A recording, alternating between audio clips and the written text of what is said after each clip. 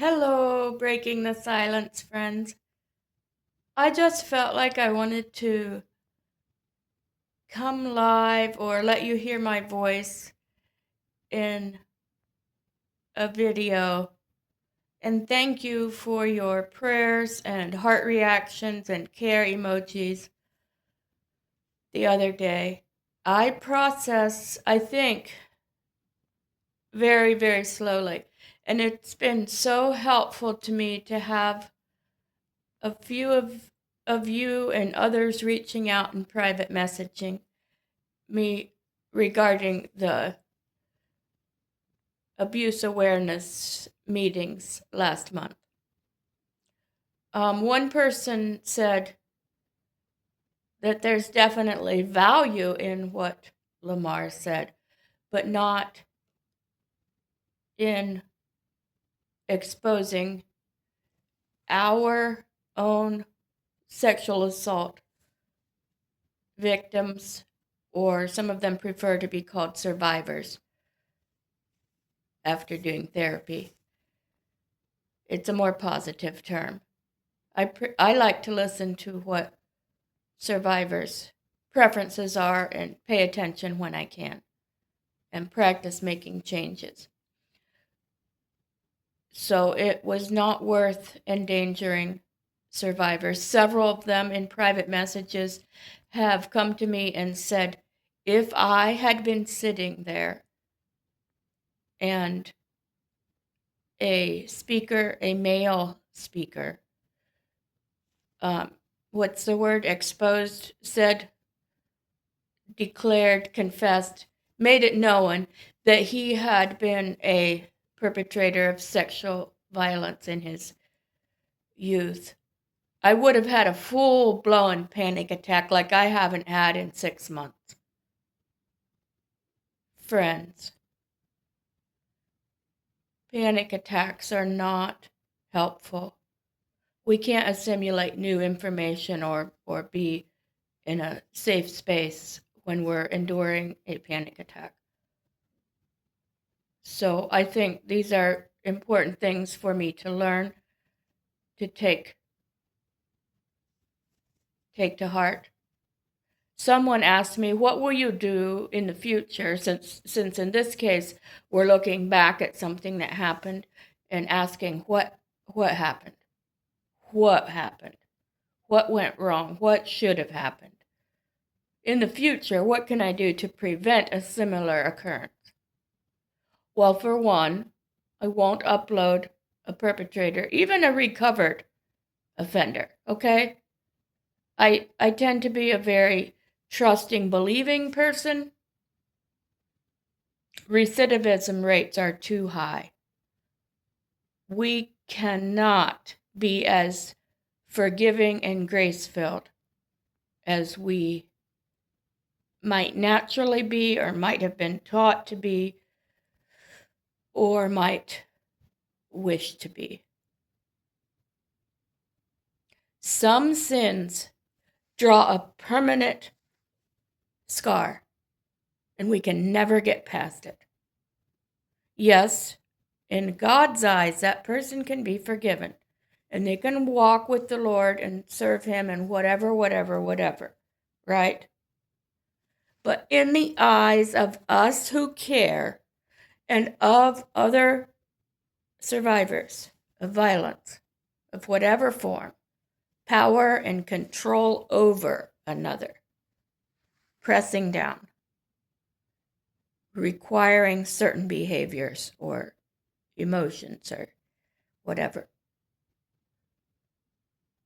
we cannot allow it.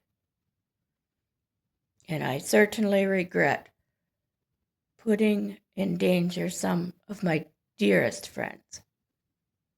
Survivor-led events may not always be possible because of the effects.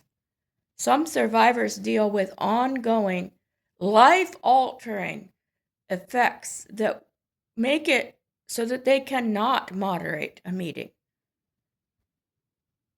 That's not to say they're less valuable.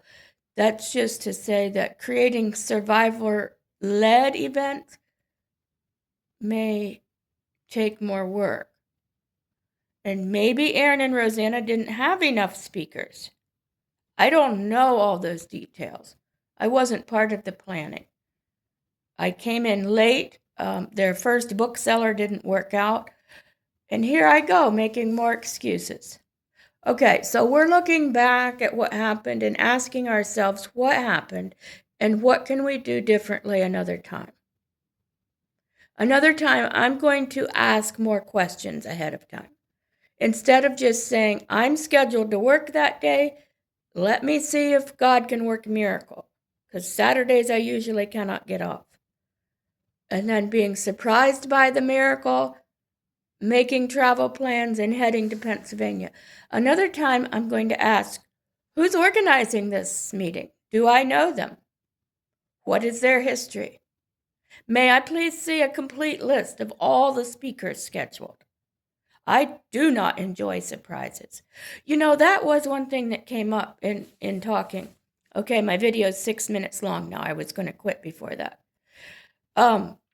Surprises versus secrets versus anticipation versus happy, positive occasions.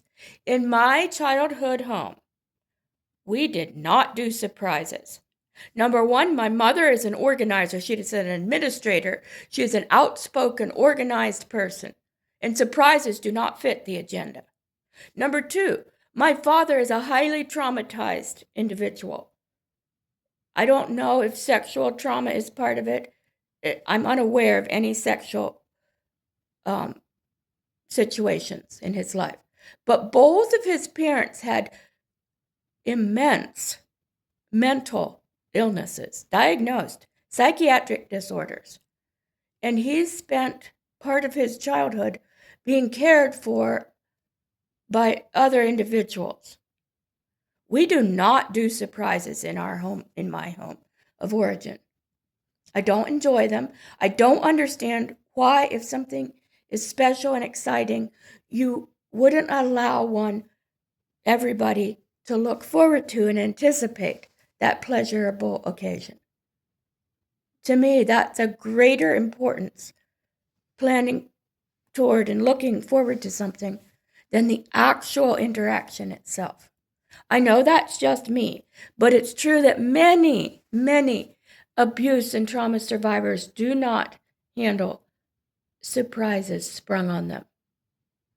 So this whole thing was a surprise to me, and I'm recommending that we allow our friends and our relatives to have a heads up.